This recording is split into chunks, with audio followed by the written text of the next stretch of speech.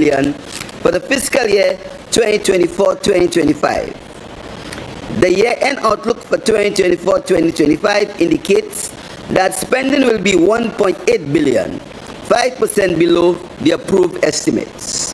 The anticipated reduced expenditure outcome can be attributed to a decrease in capital projects expenditure from $299.3 million to $227 million, resulting from suboptimal project implementation levels and administrative bottlenecks. In the case of operational expenses, a 1.1% decline is anticipated, mainly due to lower payments for goods and services, project operations, and reduced interest payments. However, some of the reduced expenditure in some areas will be partly offset by increased wages and salaries, which are expected to exceed budget levels due to transfers to statutory bodies and payment of salary increases and back pay in February 2025 in excess of $30 million.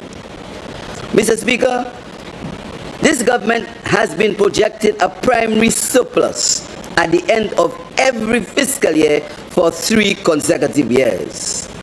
Based on preliminary information, a primary surplus of $77 million is projected, equivalent to 1.1% of the gross domestic product. Additionally, a current surplus of $141 million is projected for the fiscal year 2024-2025. Mr. Speaker, allow me to quickly define surpluses so that members can appreciate the relevance of these figures. A current surplus is the difference between a government's revenue and current expenditures. It indicates that a government generates more revenue from its regular operations, such as taxes, fees, and other sources, than it spends on recurring or day-to-day functions, including wages, services, and operational costs. A recurrent surplus indicates that a government's ongoing revenues are sufficient to cover its regular expenditures over time. A primary surplus, on the other hand, refers to the difference between a government's total revenue and its total expenditures, excluding interest payments on public debt. It is an important indicator of fiscal policy management because it shows where the government can balance its budget before considering debt servicing. The primary surplus is a critical indicator for assessing the fiscal sustainability as it reflects the government's ability to reduce its debt over time. An overall surplus occurs when the government's total revenue exceeds its total expenditure, including interest payments on public debt. It represents a situation where the government is not only covering its current spending and capital investments, but also reducing its total debt. Mr. Speaker, the government's prudent debt management strategy will yield better than expected results compared to the initial projections in the 2024-2025 estimates, with the overall deficit narrowing to $147.9 million from the previously projected $214 million, or $66 million less than was projected. Mr. Speaker, creditworthiness is a crucial component of our thriving economic system. Therefore, the government, as a major economic player, must lead by example by honoring its financial obligations in a responsible and timely way. As such, Mr. Speaker, I am pleased to inform you that the government of St. Lucia has never defaulted on its debt obligations. Mr. Speaker, it was brought to my attention earlier this year that the government owed over $80 million in land acquisition costs that had been outstanding for decades and in some cases generations.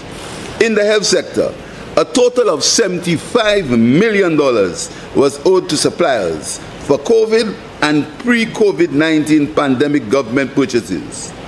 To liquidate its financial obligations, my government has decided to settle $40 million for land acquisition and $25 million for health sector supplies, totaling $65 million in expenditure. Mr. Speaker, it will please members to know that in contrast to the immediate past, government's indebtedness to local suppliers is within the manageable levels, and our national insurance matching contributions and lease payments are being honored. My government intends to settle these debts as soon as possible. Mr. Speaker, notwithstanding those unplanned payments, government provided $8 million to WASCO to settle some of its pressing financial obligations and an additional $10 million to support the Millennium Heights Medical Complex to meet its obligations. Mr. Speaker, in this financial year, the government has spent approximately $577.3 million on wages and salaries, representing a 6.6% increase over the amount approved for 2024-2025, and a 10.8% increase over the actual amount spent in the previous year, 2023-2024. Mr. Speaker, it is clear from the figures just presented that my government has been doing much to assist workers in combating the rising price of goods, a phenomenon largely driven by imported inflation caused by geopolitical factors and global supply chain issues. In these circumstances, vulnerable groups suffer disproportionately, necessitating my government's strategic interventions to mitigate the negative impact of these external shocks. Mr. Speaker, allow me to list some of my government interventions. $500 in bonus payments to all civil servants in December 2024, amounting to $7 million. Back pay to all public servants, amounting to $33.4 million, coming from China negotiations from 2022 to 2024 of 6%. A salary increase for all public servants in February 2025. A $500 in bonus paid to all pensioners in December 2024. Increase in minimum pensions to NIC pensioners to $500 per month. Increase in minimum pensions to public service pensioners. A lump sum payment to all pensioners of $500, amounting to $1.4 million in February 2025. Another one-time payment of $600 to all pensioners in November 24, resulted in a total payment of $1.8 million to all government pensioners. A one-off payment of $1,400 to be made to all teachers for material allowances. Enactment of a minimum wage. Mr. Speaker, St. Lucia continues to honor its debt obligations comfortably. For this fiscal year, total debt service payments are anticipated to amount to $311.4 million, representing a 4.2% decline over the amounts paid in 2023-2024. This outcome is mainly due to reduced principal repayments as the government manages its debt strategy more effectively. Principal repayments are expected to fall to $86.6 million, which is 6.8% less than the budgeted amount, while interest payments are anticipated to decrease to $224.8 million, representing a 3% reduction, as the debt unit has been actively engaged in seeking better terms for our loans. Transfers. Mr. Speaker, for the fiscal year 2024-2025, transfer payments were $281.3 million for outstanding land acquisition and health expenses for medicines and other health treatments. Over $8 million to facilitate back pay for employees of eligible statutory boards. Mr. Speaker, based on preliminary figures, expenditure on goods and services is projected at $266.6 million, a decline of 13.1% or $55.2 million below the approved estimates for 2024-2025. Mr. Speaker, the overall decline is due mainly to rental payments and lease agreements that did not materialize as planned. Other areas that are expected to reflect declines. Other areas that are expected to reflect declines are traveling, operating expenses, maintenance, and consultancies. Mr. Speaker, my government, in response to urgent requests, found the fiscal space to provide much-needed support in the following areas: provided summer employment for over 260 students, training of 79 new police recruits, and 20 million to facilitate tax refunds. Development capital expenditure. Mr. Speaker, in the 2024-2025 fiscal year, the government approved 299.3 million in capital expenditure, with 19.2 million allocated to non-project capital and 280.1 million allocated to capital projects. Preliminary information indicates that the year-end outlook for capital implementation is approximately 227 million, representing a 24.2% decline from the approved amount. Mr. Speaker, I referred earlier to delays in capital projects, which resulted in a lower than expected capital expenditure costs. Despite the challenges, several key capital projects were undertaken, and based on preliminary data, a satisfactory outcome is expected at the end of this financial year. The Department of Infrastructure, total expenditure of 53.8 million, including the Millennium Highway West Coast Road, 34.1 million, road improvement projects, 7.6 million, renewable energy sector development project, 1.2 million, Department of Economic Development, 83.6 million, St. Jude Hospital, 40.5 million, street lighting replacement project, 7 million, constituency development program, 17.2 million. The Department of Education, 22.3 million, major repairs to schools, 6.9 million, St. Lucia Human Capital Resilience Projects, 5 million, Ministry of Housing and Local Government, 10.4 million, continuation of PROUD, 3 million, Cemetery Expansion Project, 3.7 million, Rehabilitation of Human Resource Centers, 1.4 million, and National Sites and Services, 1.2 million.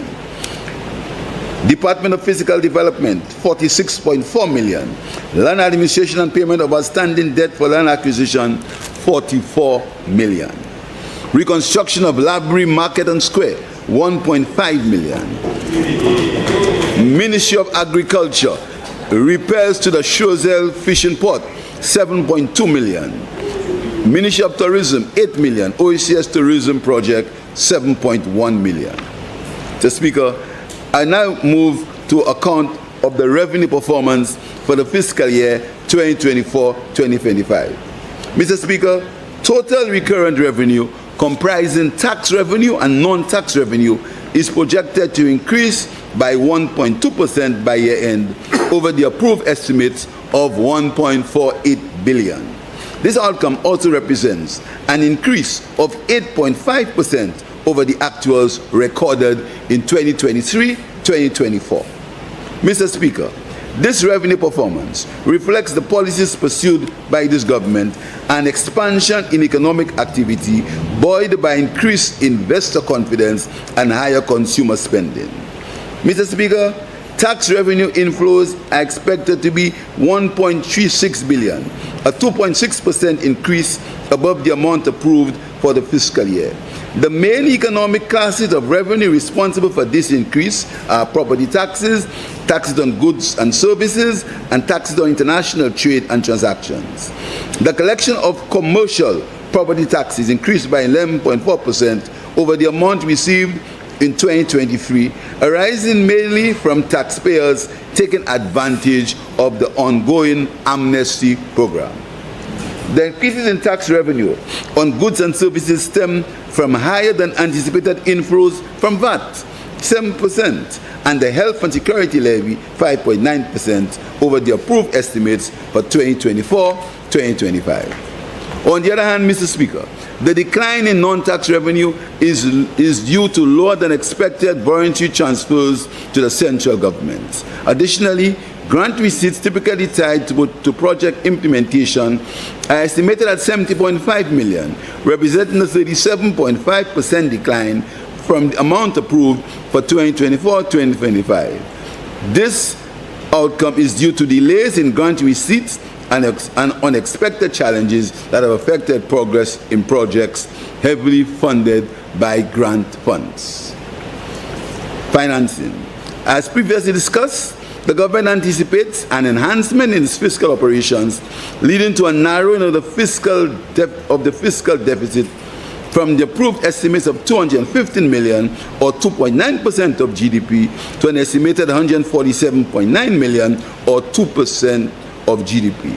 Additionally, the primary surplus is forecasted to be 77 million or 59 million more than the approved estimates, over by 17 million. Mr. Speaker, other funding for the budget is made up of as follows. Loans, 207.6 million, reflecting a strategic use of borrowing to meet critical funding requirements for developmental projects and infrastructure enhancement. These loan disbursements are for ongoing and current projects. Some of these projects include loans from the Caribbean Development Bank, 155.2 million, the Miami Highway and West Coast Reconstruction, 11 million, policy-based loans for land administration and the Inland Revenue Department system, 115.3 million.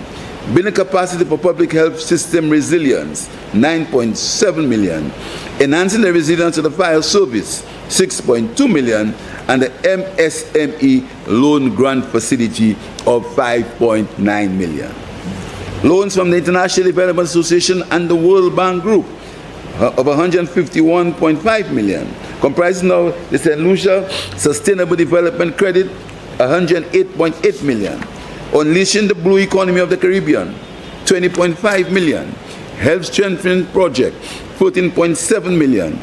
Human Capital Resilience Project, 6.9 million. Loans from the Caribbean Development Fund, 800,000. Country Assistance Program of 800,000. And the Patience Water Project. 111.7 million to meet short to medium term financing needs in the diversification of the government's debt portfolio. Mr. Speaker, I now move to the 2025-2026 budget proposal.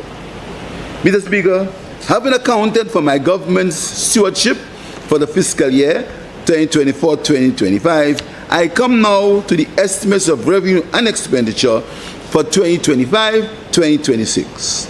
These estimates of $2,519,900, the highest in our history, are expected to build on last year's plans.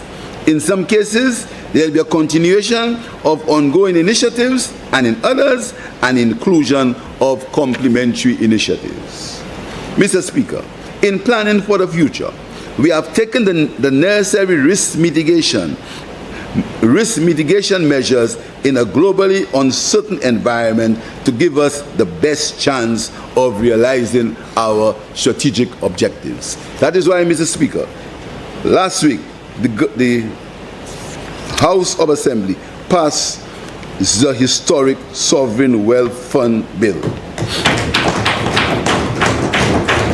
Mr. Speaker, the current level of global instability caused by the continuous Russian-Ukraine conflict, the war in Gaza, the imposition of trade tariffs between major trading partners, proposed increases in international shipping costs, and climate events may expose the solution economy to increased downside risk.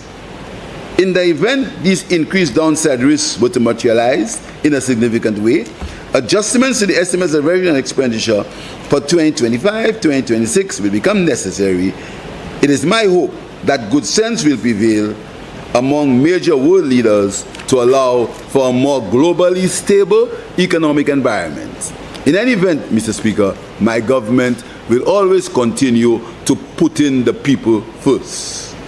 Mr. Speaker, this year's estimates will build on last year's budget theme, the year of infrastructure, but will be complemented by a special focus on health and social development, citizen safety, and job creation. Mr. Speaker, this year's initiatives will include the following: infrastructural expansion program to include roads, schools, and government buildings, housing development, expansion of health services around the island, and the long-awaited commissioning of the St. Jude Hospital.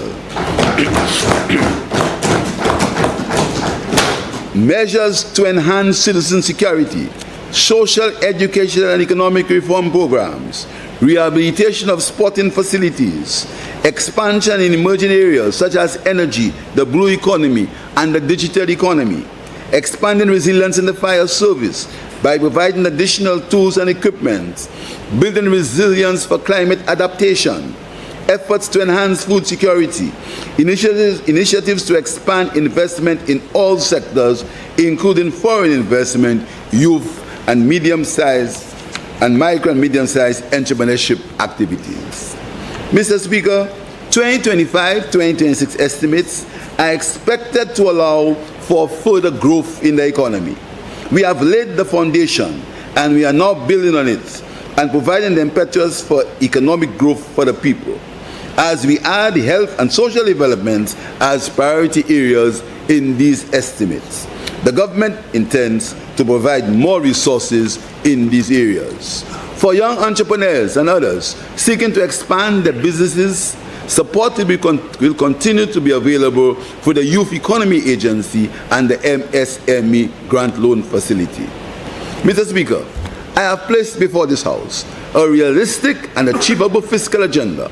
To support this agenda, I propose the following for the 2025-2026 budget.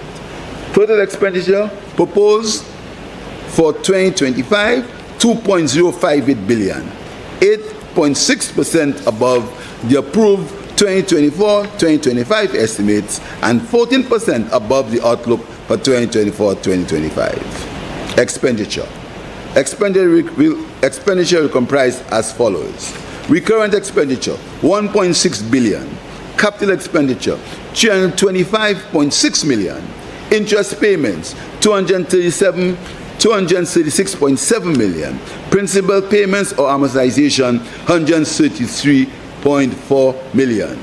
Mr. Speaker, we project that revenue will total 1.71 billion. Revenue comprises of tax revenue, 1.45 billion. Non-tax revenue, 171.9 million. Capital revenue, 6.7 million, and grants, 93.3 million. Mr. Speaker, government continues to manage the fiscal affairs of this country in a very prudent manner, while at the same time addressing the needs of its citizens. Expansion of the economy will come through government spending, private sector investment, particularly in the area of construction and tourism, and an increase in consumer spending.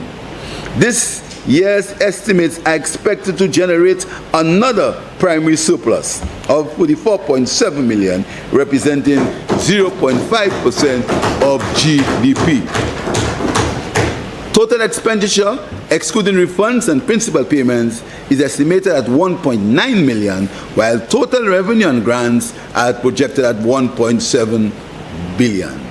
When taken together, the results in the projected overall deficit of 201 million, equivalent to 2.7% of GDP. Recurrent expenditure.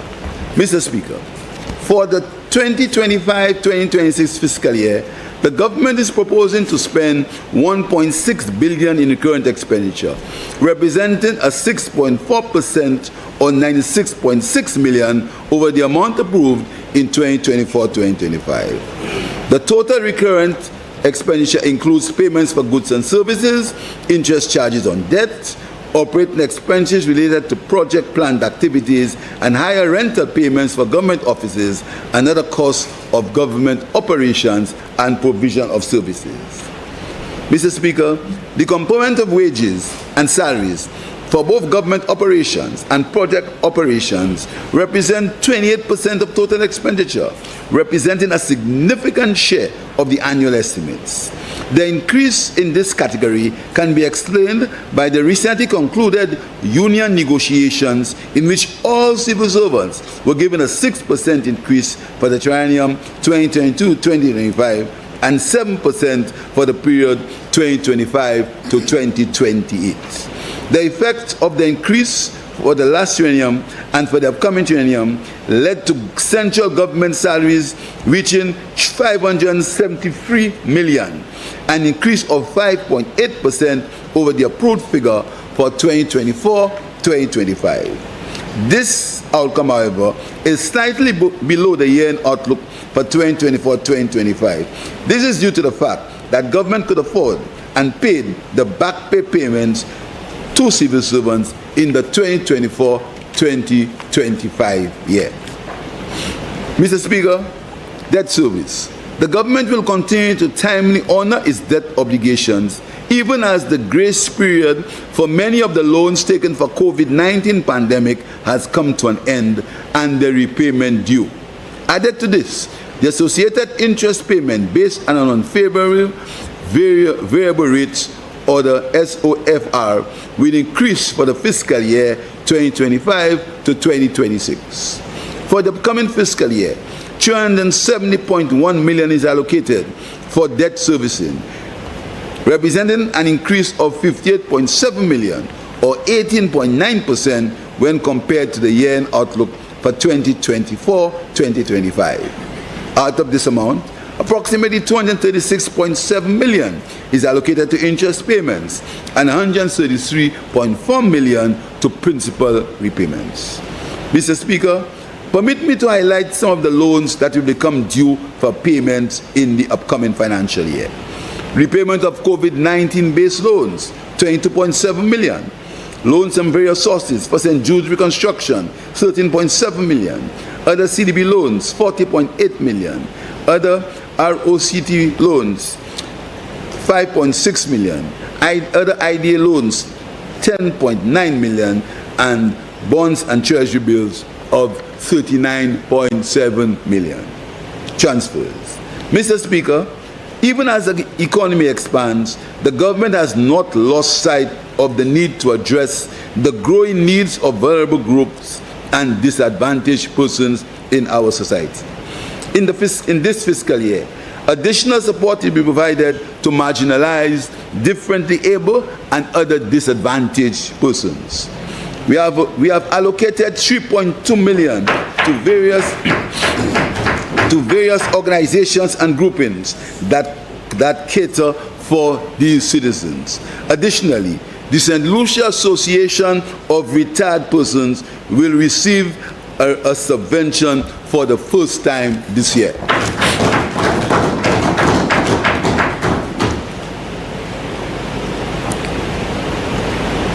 Mr. Speaker, in addition to these organizations, the government has provided an increase in public assistance to supplement the resources of the Ministry of Equity, which is actively engaged in supporting the needy in our society.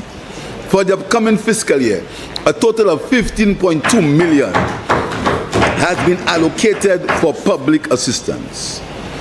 Mr. Speaker, part of the government's transfer payments includes payments to statutory boards and regional international agencies. Approximately 200 million has been allocated to statutory boards in the form of grants and contributions to facilitate the provision of much needed public services. Some of these services include health care, garbage disposal, and financial services. Other areas attributed to the increase in grants and contributions include, in the main, St. Lucia's increased contributions to the Organization of Eastern Caribbean States, the OECS, Caribbean Community CARICOM, and the Eastern Caribbean Supreme Court, ECSC. As a result, Mr. Speaker, transfer payments will increase by 6.5% over approved estimates of 2024-2025 to 277 million. Goods and services. Mr. Speaker, the category goods and services is again the second largest expenditure of 466.2 million, representing about 17% of planned expenditure. Of this amount, 349.4 million is for central government operations and 116.8 million for project operations. This outlay represents a 10.5% over the approved estimate of 2024-2025 and 27.2% over the year-end outlook. Mr. Speaker, In the provision of these services, you will note that there is an allowance made for the newly established fire substation at Ancillary, where infrastructural works have begun.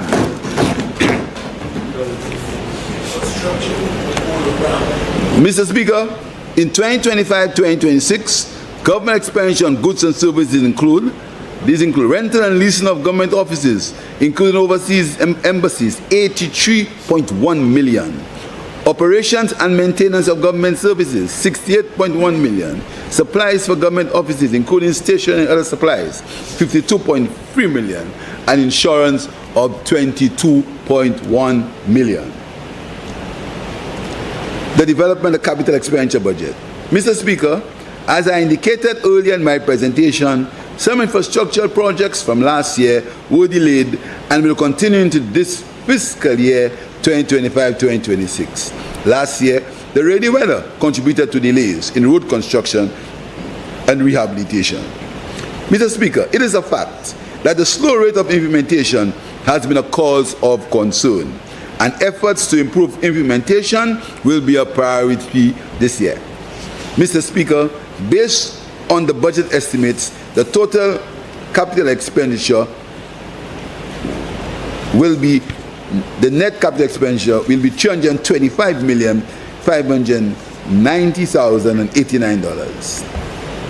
Mr. Speaker, this projected $325.6 million represents an 8.8% increase over the amount approved for 2024-2025. Of the total allocation of $325.6 million for capital expenditure, $122.8 million, or 27%, is proposed for the Department of Infrastructure, Ports and Transport, representing the largest share of the developmental budget. The amount will be utilized as follows: Department of Infrastructure, Design, Finance, Construct payments, $52.4 million. Millennium Highway West Coast Road Development Project, $25.5 million. Road Maintenance and Road Improvement and Maintenance Program, $8 million. Shock Bridge Construction, $8.2 million. Renewable Energy Sector Projects, $4 million. Other infrastructure developments, including repairs to government buildings and the silting of rivers, $24.7 million. Total, $122.8 million. Mr. Speaker, a potholing truck has been ordered and expected to arrive in St. Lucia later this year to expedite the pace of road rehabilitation island-wide. Mr. Speaker, the Department of Economic Development has been allocated $57.5 million, or 14% of the capital budget. The amount will be utilized as follows: St. Jude Hospital Reconstruction Project, $29.1 million. Constituency Development Program, $14.7 million. Other expenditure, $13.7 million. The Ministry of Education, a sum of $16.6 million of the development budget is being proposed for the upcoming fiscal year. The main infrastructural projects to be implemented for the agency are the continuation of major repairs and the rehabilitation of school plants. Ministry of Health, a sum of $18 million of the development budget to the Department of Health to support the Health System Strengthening Project, $4.1 million. The OECS Regional Health Project, $4.1 million. Post-COVID-19 Response and Universal Healthcare Coverage Program, $4.2 million. And other health expenses, $5.6 million. The Department of Finance. The Department of Finance has been allocated $163 million to be used as follows: Unleashing the Blue Economy Project, $6.7 million. Upgrade of Government Financial Management System, $4.8 million. Rehabilitation of the Finance Building for mold infestation, $2.6 million. Customs Warehouse Facility, $1.5 million. Repayment of principal on loans, $133.4 million. Other expenditure, $10.5 million. The Department of Physical Development, Mr. Speaker, a total of $11.1 million is provided for payment for land acquired by government that still remains unpaid. Mr. Speaker, ministers will elaborate on these and other expenses under their respective portfolios. 2025-26 revenue. Mr. Speaker, having laid out the planned expenditure for the fiscal year 2025-26, allow me to inform on how we plan to finance the expenses.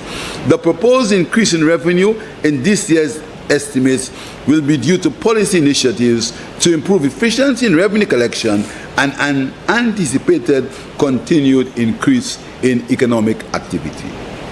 The projected total revenue on grants is $1.71 billion, an increase of 8.7%, $136.4 million over the approved estimates for 2024-2025, and $12.8 million over the amount collected for the same period. The breakdown of revenue and grants as follows: recurrent revenue, $1.62 billion, capital revenue, $6.7 million, grant receipts, $93.9 million. Recurrent revenue. Mr. Speaker, recurrent revenue inflows are projected to increase by $146.7 million over the approved estimates for 2024-25, reaching $1.62 billion for the fiscal year 2025-2026, compared to the outturn for the preceding year. Recurrent revenue is expected to increase by $129.6 million, or 8.7%. This increase is expected to be fueled by growth in tourism and planned construction projects in the public and private sector. The total projected recurrent revenue consists of tax revenue, $101.45 billion, and $171.9 million in non-tax revenue. Tax revenue is forecasted to increase by 6.4% over the outturn for 2024-2025, while non-tax revenue is expected to increase by 42.2% over the outturn for the same period. Mr. Speaker, as mentioned earlier, the increase in tax revenue will come from increased economic activity and increased levels of tax compliance arising from a streamlining of the tax system. In the case of anticipated revenue, in non-tax revenue, direct transfers from the CIP inflows are expected to increase. Mr. Speaker, I will now turn to the details of the major revenue lines under the tax revenue category. Tax revenue, tax on income and profits. Taxes on income and profits are projected to be $358.5 million, $24.9 million above the outturn for 2024-2025. This category is forecasted to perform well due mainly to expansion of the economy. The projection for the main items under this category as follows: income tax for corporations.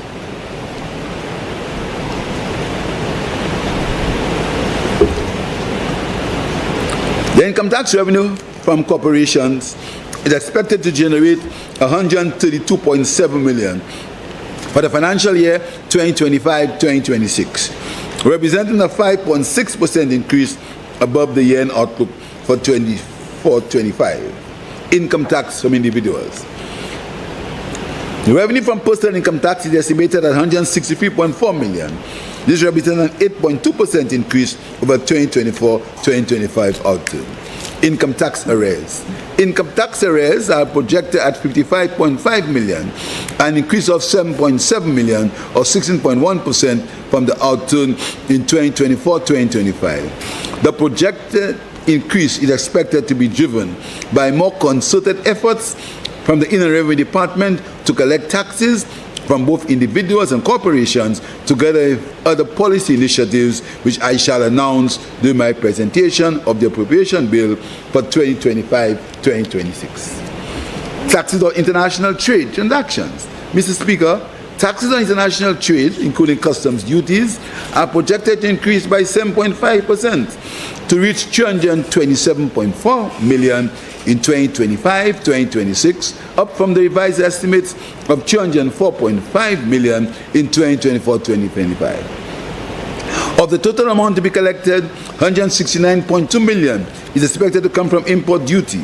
$136.7 million from excise tax, $2.5 million from throughput charges, and $5 million from passenger facility fees. The improvement in inflows from this revenue categories driven by general increases in the CI value for imported products and increased economic activity. Taxes on domestic goods and services. Taxes on domestic goods and services are expected to generate 752.8 million, which is 5% above the outturn for 2024-2025. This category includes value-added tax on domestic activity collected by the Inner Revenue Department and excise tax. Receipts from VAT collected by the Inner Revenue Department account for 51% of revenue from this category and are projected at 226.1 million, which represents 5.8% increase compared to the 2024-2025 outturn. VAT from international trade transactions collected by the Customs and Excise Department is projected to yield 219 million in 2025-26, which is 3.4% above the outturn of 211.9 million in 2024-25. This is expected as the economy grows in key sectors such as construction, tourism, and the wholesale and retail trade. Health and Security Levy. Mr. Speaker, Health and Security Levy is projected to increase by 3.3 million above the 2024-2025 outturn to reach 40.8 million in 2025-2026. Mr. Speaker, while this tax contributes to the overall budget allocation for health and security, its impact needs to be put in proper focus. Allow me again, Mr. Speaker, to detail government's planned expenditures for health and security for the fiscal year 2025-2025 and to remind members of the substantial investment made by government in health and security. Expenditure for health. Recurrent expenditure, 188 million. Capital projects, including St. Jude's reconstruction this year, 38.5 million. Health system strengthening project, 4.1 million. OECS regional health project, 4.1 million. Upgrade of the Millennium Heights complex, 2.5 million. Other projects including universal health care, 7.3 million. Total capital, 56.5 million. Total health expenditure, 244.5 million. National security, projected expenditure from the Ministry of Justice, recurrent expenditure, 27.9 million. Capital expenditure, 1.6 million. Total expenditure, 29.5 million. Department of Home Affairs includes the correctional services. Recurrent expenditure, 52 million. Capital expenditure, 10.7 million. Total expenditure, 62.7 million. Department of National Security, recurrent expenditure, 92.3 million. Capital expenditure, 4.9 million. Total, 97.2 million. Total expenditure on security, 189.4 million. Mr. Speaker, the total spent by our government for health and security is 433.9 million.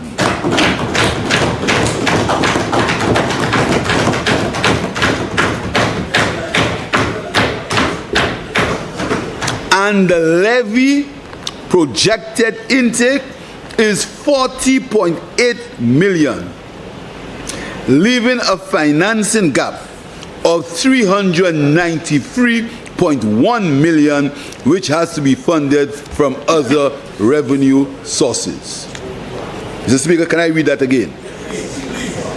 Mr. Speaker, the total spent by our government for health and security is 433.9 million, and the levy projected intake is 40.8 million, leaving a financing gap of 393.1 million, which has to be funded from other revenue sources. Mr. Speaker, l'argent gouvernement comité pour health et police et baïkosa 433.9 million. Et tax là, you can parler about calculate health and security, nous avons joué 40 million tout seul. So, gouvernement ni pour jouer 393 million pour nous faire by police, nurse, etc. So, là où Tanyo can parler about health and security, do will and come back again. Mr. Speaker, airport tax. Mr. Speaker, airport tax is projected to record an increase of 6.1% above the 2024-2025 outturn to reach 48.6 million. From all indications, St. Lucia is expected to have another bumper year in tourism in the absence of any disruptive hurricane season or disruptive global economic environment. Service charge on imports is projected to increase by 5.5 million or 4.6% above the outturn for 2024-25 to reach 123.8 million. The projection is influenced by the higher revenue intake anticipated from increase in economic activity during 2025-2026. Mr. Speaker, revenue collected from taxes on domestic goods and services account for 52% of total recurrent revenue, non-tax revenue. The 2025-2026 projection for non-tax revenues totals 171.9 million or 32.2% increase over 2024-2025. The main contributor to the increase during the current fiscal year is higher inflows from the contribution by the National Economic Fund. The following are the major components of the non-tax revenues and expected performance for 2025-2026. Citizen Investment Program. Mr. Speaker, the Citizen by Investment Program is expected to contribute 85 million to direct revenue from the National Economic Fund. The projected direct outturn for this year, 2024-25, from the CIP to revenue is 55 million compared to the approved estimates of 75 million. Mr. Speaker, 79.7 million was received by National Economic Fund. From that amount, 55 million was transferred directly into revenue and the balance for use according to the objectives of the fund. In addition, 11 million was received from bonds to liquidate debt. In the year 2024-25, a further 50 million was used to fund projects in security, healthcare, social development, and infrastructural development. In total, Mr. Speaker, the CIP directly contributed to the economy of St. Lucia 141 million in 2024-2025. The annual audited financial statement and report for the year 2023-2024 has been prepared and will be tabled in the House shortly. Income from property taxes. Revenue collections from commercial properties from this category are expected to increase by 1.6 million to reach 7.9 million for the new fiscal year. Sales of goods and services. Revenue collection from the sale of goods and services are projected to record a sum of 70 million, reflecting an increase of 7.9 million or 12.8% above the revised estimates for the previous fiscal year. The major revenue lines contributing to the increase are an increase in contribution from National Insurance Corporation for health from 5 million to 7.5 million for health services. Grant receipts.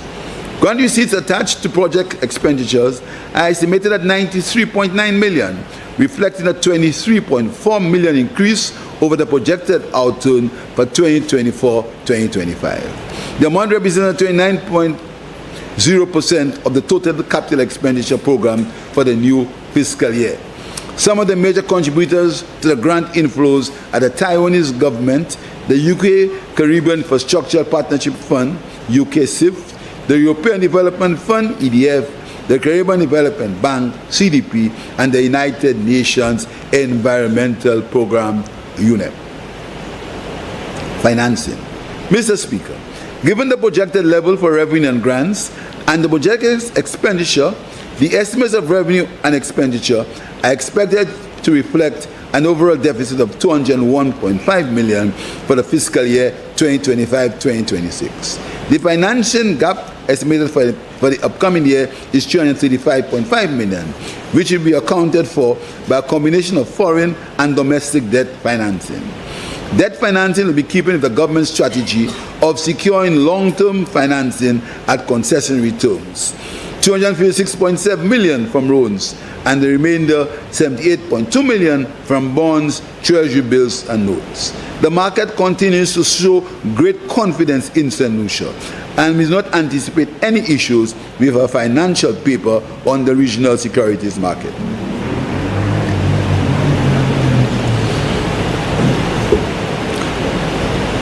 Some of the external borrowing already identified and sourced include the Republic of China on Taiwan, the Exim Bank, 136 million. International Development Association, the IDA, for 2.8 million. Caribbean Development Bank, say 6.2 million. Government of Saudi Arabia, 27.2 million. African Export-Import Bank, 8.2 million. Caribbean Development Fund, CDF, 3 million. European Investment Bank, 3 million. Kuwait Fund for Arab Economic Development, 2.5 million. Canadian Clean Energy and Forest Climate Facility Fund, 2.9 million. Mr. Speaker, we project an overall deficit of 201 million, which is within prudential limits, caused mainly by an increase in capital expenditure and an increase in the cost of government operations, main increases in salaries, wages, and the cost of goods and services. The financing gap is due mainly to the financing needed for the payment of debt incurred and now due for payment. However, the primary surplus illustrates the soundness of government's fiscal management and policies. We anticipate continuous improvement, Mr. Speaker, in our fiscal position, and this government continues to skillfully manage the economy of our island. Mr. Speaker, today's presentation of the estimates has been a culmination of months of consultations and dialogue with public servants, officials of the various ministries, including the fire service, the police, the medicals, fraternity, and correctional officers. These suggestions, recommendations, and input received from members of the public service made me realize and firmer in my conviction of the depth of talent that exists in our civil servants,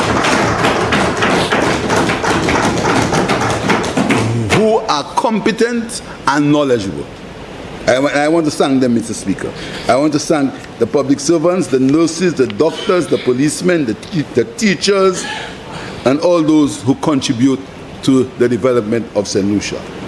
Special mention to the Permanent Secretary and staff of the Ministry of Finance, the Director and Officer of the Budget, as they, with little notice, implemented the first stage of the budget reform process, which augurs well for the future of government financial information. Let me thank them, Mr. Speaker, and let me thank again the members of civil society, the staff of the National Printshare Corporation, and you, Mr. Speaker, and your staff for their efforts. Mr. Speaker, let me remind members that these estimates are intended to provide just the numbers associated with some of the transformative initiatives my government intends to undertake. In my 2025-2026 policy statement, all the people of St. Lucia, including pensioners, should expect major changes in healthcare, a robust public sector investment program, measures to reduce the impact of imported inflation on the cost of living, exciting housing, education, and social transformation programs, continuous road infrastructure and rehabilitation, innovative tax and non-tax incentives that is incentivize private sector investment and enhance consumer confidence, brand new infrastructure for the police and fire service, for the provision of resources for the police to help improve citizen security. Mr. Speaker, I remain optimistic and excited, and with good cause, about the growth of the St. Lucian economy, as well as the healthy fiscal position of the government. Our worst years have been left behind since July 2016.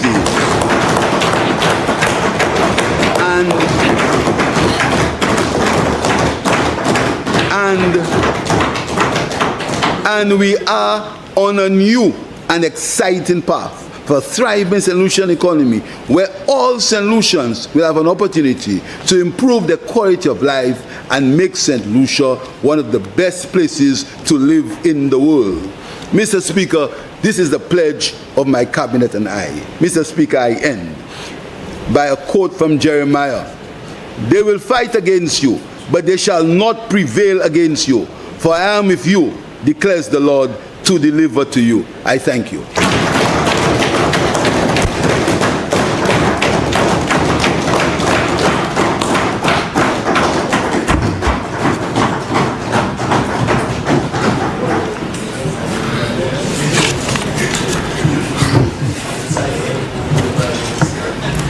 Honourable members, the question is that the Honourable House of Assembly do adopt the report of the Standing Finance Committee on the estimates of revenue and expenditure for the financial year 2025-2026 in the sum of $2,057,519,900 as a charge against the Consolidated Fund and other funds of the State of St. Lucia. Leader of Government Business. Mr. Speaker, I move that the House stands suspended until Thursday, March 27th at 10 a.m. Honourable members, the question is that this House do stand suspended until 10 o'clock in the forenoon on Thursday, 27th March 2025. I now put the question. As many as of the opinion say aye. Aye. As many as of a contrary opinion say no. I think the ayes have it. The ayes have it. Sitting suspended.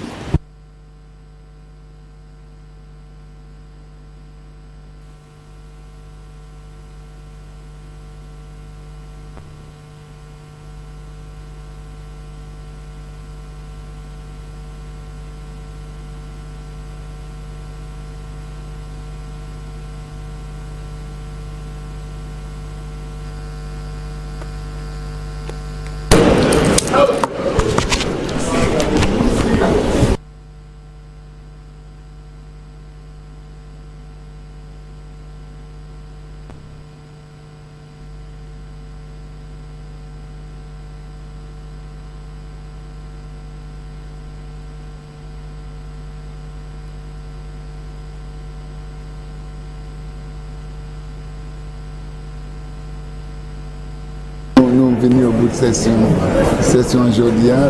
Ça va pas dire fini, c'est présentation Premier ministre qui finit. C'était une présentation qui était bien courte. Normalement, chaque monde qui a espéré, qui a dit que chaque plus de temps passé ça, normalement, délai 3 années de temps. Mais aujourd'hui, c'est peut-être, nous commençons après 5 ans. Avec bon 6 et demi j'ai fini après peut-être 6 et plus passé une année de temps avec Premier ministre détaillé en chaque plan et comme on te dit en commencement ça c'est budget pour l'année 2025 pour 26 avec ça c'est 2000 billions on dit bien 10 billions avec 57 millions dollars, 519 000 dollars pour dépenses payées. Ça c'est l'argent qui a entré et puis l'argent qui a dépensé. Avec ça, le Premier ministre a essayé de faire. Il détaille côté ces différents ministères du département qui a réussi à l'argent. Il a aussi parlé à ce loan que le gouvernement a payé. Le Premier ministre a aussi parlé en chaille à l'argent que le gouvernement a doué pour terre que le gouvernement a acheté à la même monde pour en chaille temps avec l'argent c'est la propreté payée.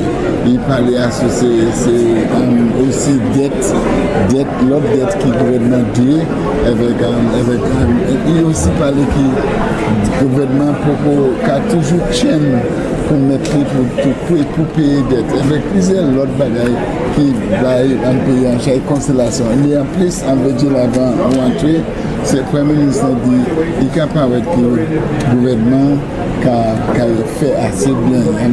L'économie qui a gardé assez bien pour l'économie simplicité pour l'année qui continue. That's right, Michael. The projection, according to the Prime Minister, looks very good.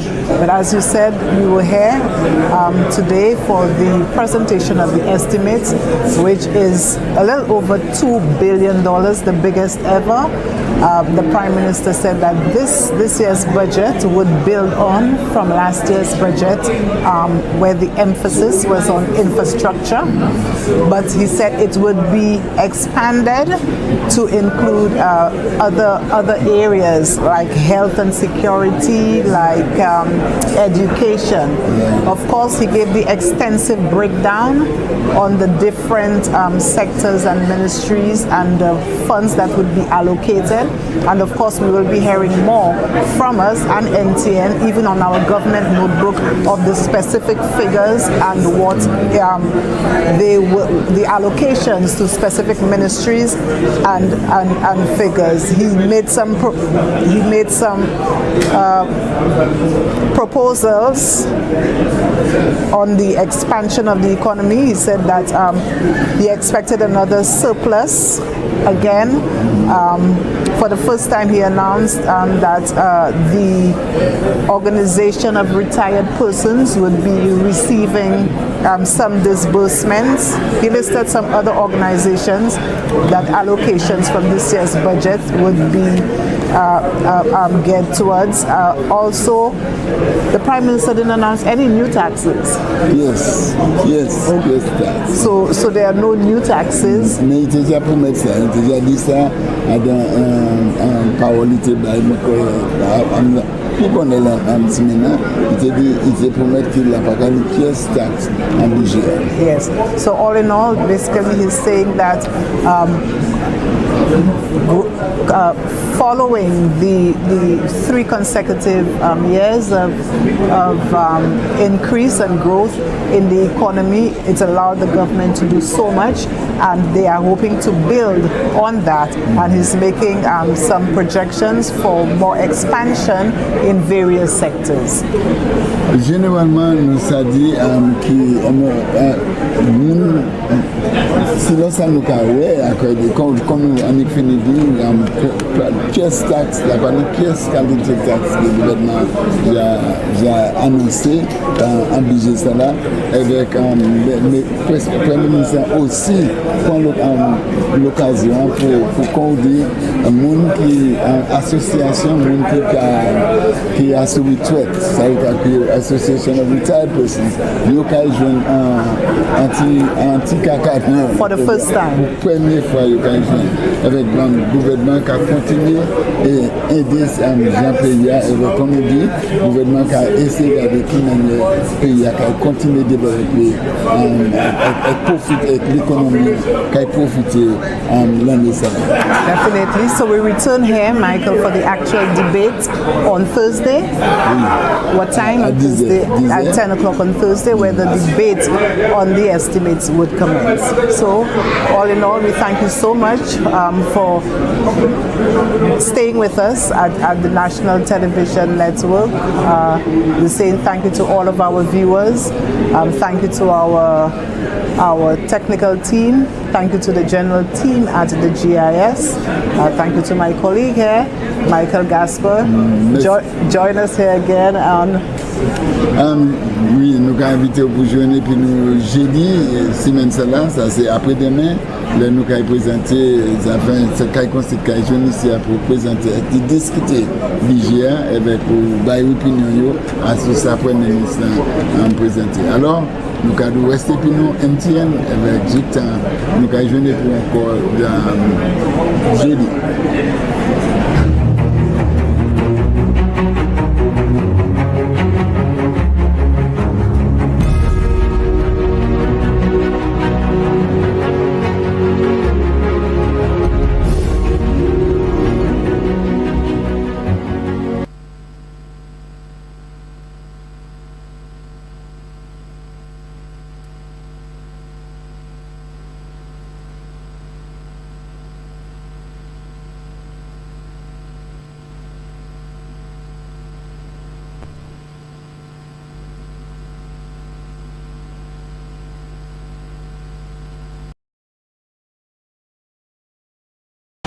Mr. Speaker, I rise and I say goodbye to the Member of Parliament for Miku South. Mr. Speaker, I wonder what is the fascination of the Member of Parliament for Miku South, Mr. Speaker. At every single opportunity, Mr. Speaker, when we come to this House or we address matters of national importance in the country, the only thing the Member of Parliament for Miku South could do, Mr. Speaker, is to pour cold water, pour disdain, and try to encourage the people of St. Lucia to believe that we are exactly like him, Mr. Speaker. Mr. Speaker, we have a different Prime Minister, we have a different Minister of Finance, and we have a different political leader. We are determined to put the people of this country first. Mr. Speaker, I stand without hesitation, Mr. Speaker, to support the process towards the creation of the St. Lucia Sovereign Welfare, Mr. Speaker. It's an important statement, Mr. Speaker, as we are saying to the world that we are willing to do what we can do to adapt and mitigate.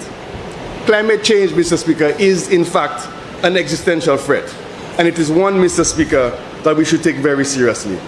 The member for Miku South indicated that he was attending a conference with ECLAC and all the rest of those international organizations. But the point is, what did he do as a result of those conversations? That's the critical point. And at every single time, Mr. Speaker, since we've been in government, every single report, every single document we receive, Mr. Speaker, makes specific mention that we need to do what we can as a country to do what we can. We can't always rely entirely on the international community. Mr. Speaker, the United Nations Framework Convention on Climate Change establishes that all countries have a responsibility for the challenges of climate change, but not have equal responsibility. Mr. Speaker, we are not the ones doing the damage, but we have a responsibility to ensure that we could deal with the issues confronting our country, Mr. Speaker. Mr. Speaker, he mentions a few things about which projects that are going to be considered. We have not gotten that far. But what we know is, Mr. Speaker, between now and 2050, 34% of our of our beaches, Mr. Speaker, will experience erosion. How are we going to be able to finance that? We can't simply continue to come to this Parliament and say to the people of St. Lucia, let's borrow more and more and more. We need to think of a financial instrument, Mr. Speaker, that allows us to be able to access funding specifically for climate change, which is where the world is going at the moment, Mr. Speaker. Mr. Speaker, St. Lucia's nationally determined contribution pledge contains an analysis which shows that the cost of funding for climate adaptation and mitigation projects will cost up to $368 million, Mr. Speaker. $368 million, Mr. Speaker. And if, Mr. Speaker, we fail to do that, Mr. Speaker, we are looking at a situation where 24.5% of our GDP, Mr. Speaker, could be lost with a simple storm, Mr. Speaker. Mr. Speaker, the member of Miku South indicated that the global financial system, as it stands, is unfair and does not serve us, with a Bajan accent, as if sounding like a prime minister in a different country, Mr. Speaker. But he fails to recognize that what we are doing here, Mr. Speaker, is to do exactly that. Give us the opportunity to be able to do what we can do for the people who've elected us in this House, Mr. Speaker. I represent a coastal community, Mr. Speaker. A coastal community. If I do not take those issues seriously, Mr. Speaker, who will? Who will, Mr. Speaker?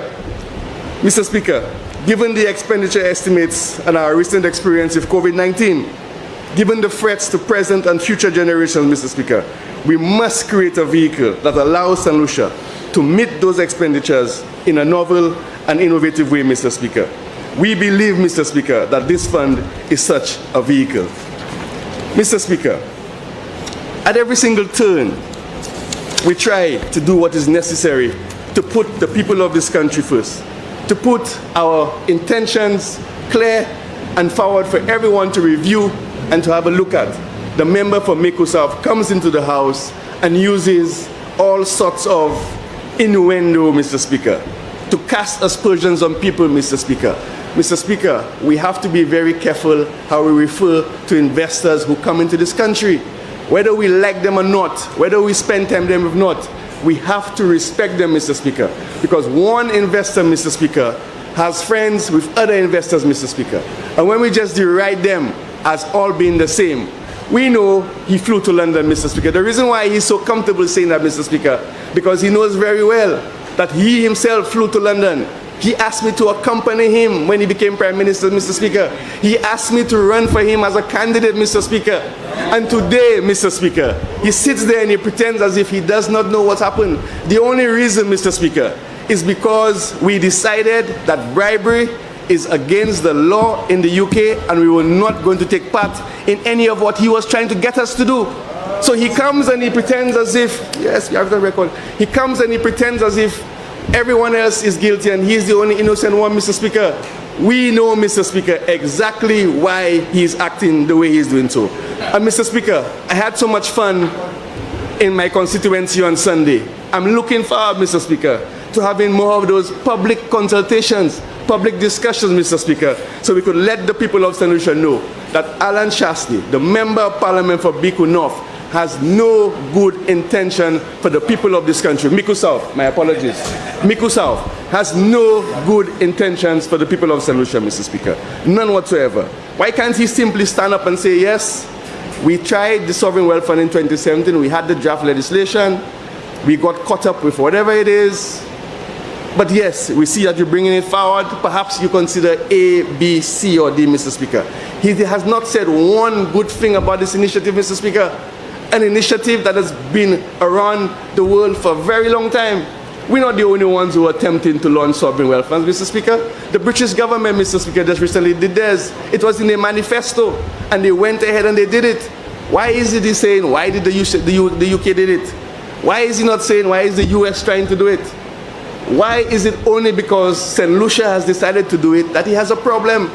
He has not said anything, Mr. Speaker, to suggest to us that the idea of the Sovereign Wealth Fund is a bad idea. All he seems to focus on is to remind us that he does not believe in the capability of the people of St. Lucia. That is all he keeps doing.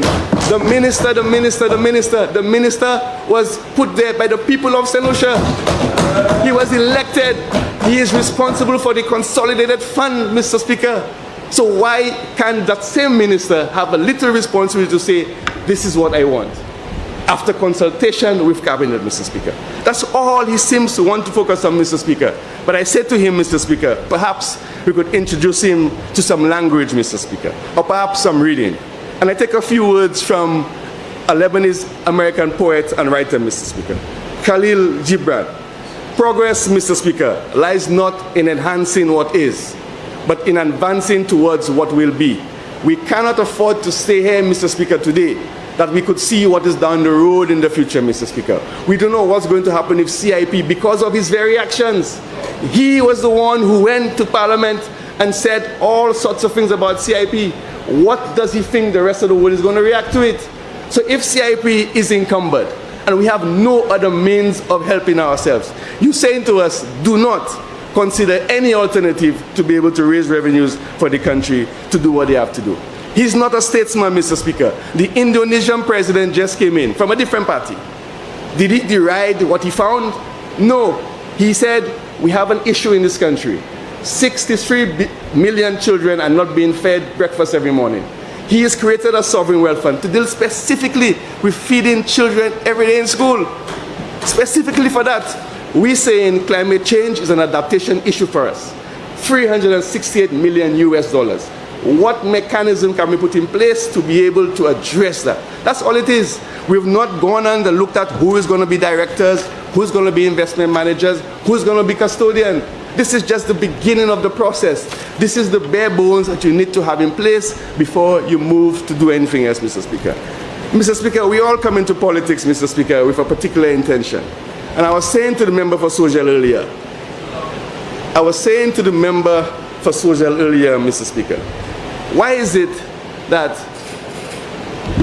we can't agree on some simple things for the benefit of the people of St. Lucia? Why does everything have to deride to politics, name-calling, mapui? We have enough to say about the Member of Parliament from Mico South. But you don't hear us saying it because we know for a fact what we repeat as a government is observed outside of St. Lucia. And we have to be careful of that, Mr. Speaker. We have to be careful of those things, Mr. Speaker. We need to say to ourselves as a people, some things are acceptable in politics and some things are not acceptable in politics. And if the Member of Parliament believes that he could take his second passport and leave St. Lucia when he's burnt it to the ground, evil follows him wherever he goes. He knows it will follow him wherever he goes. Stop taking this country for a game. This is serious business, Mr. Speaker. We are talking about people's lives. We're talking about people that I represent in my constituency. We have to be very serious about those things, Mr. Speaker. And it's every day when I think of this Member of Parliament from Mico South, and I listen to him, and I see what he says, what he records, what he puts out into the world, I do not understand why he believes that that is going to serve him. When you try to destroy the very same thing you need to rely on in the future, what is your point?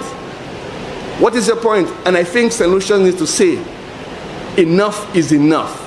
We understand there's political fight, there's political conversations. We understand that in the heat of discussions, tempers may go out of the way. But we must always understand that the people of St. Lucia, who the 17 of us represent, should always come first. And their interests should always come first. Mr. Speaker, always come first. You think there are things I can't say about the former Member of Parliament, Francis Eric Henrys? Every now and then I joke with him about me taking a little ride down the river in Roseau and what he had at the community meeting. But there is more that I could say. But I have a certain responsibility because I'm a Member of Parliament. I'm a Minister of Government. I can't just say what I want despite having evidence. I can't just say what I want because there's a consequence beyond me just saying it. We are dealing with the lives of a country, Mr. Speaker. And I think we should take this thing very, very seriously, Mr. Speaker. It's not a joke. It's a very serious thing. He derides Wasco and says, oh, we know what they're calling them today. What is that supposed to mean? If Wasco has an issue, we should be addressing it together, not saying you didn't do.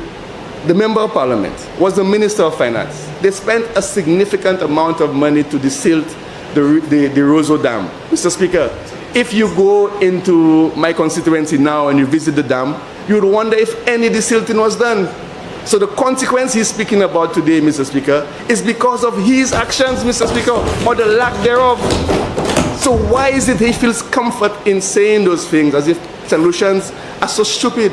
The people in ancillary canneries are not stupid. And on Sunday, they demonstrated that they're not stupid, and they will continue to demonstrate that. So when he says how much time I spend in England, I don't spend any more time in England than he spends in either Washington, at his home in Washington, or in Canada. I don't.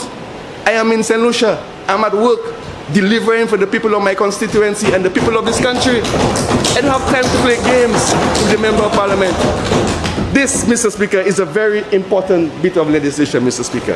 And I'm very proud that the Prime Minister, having given his instructions to move ahead with it, I was able to work with the Cabinet, with the Aegis Chambers. This was not done by a minister sitting on and writing what should be there. We took advice as to what should be in there.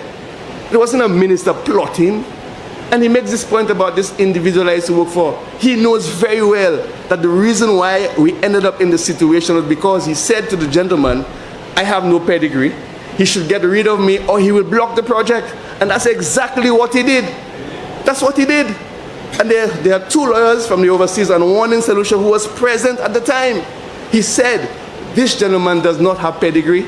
Either you get rid of him or I'm going to block this project. He said it. He said it. It was at Coco Palm, Mr. Speaker. He said it.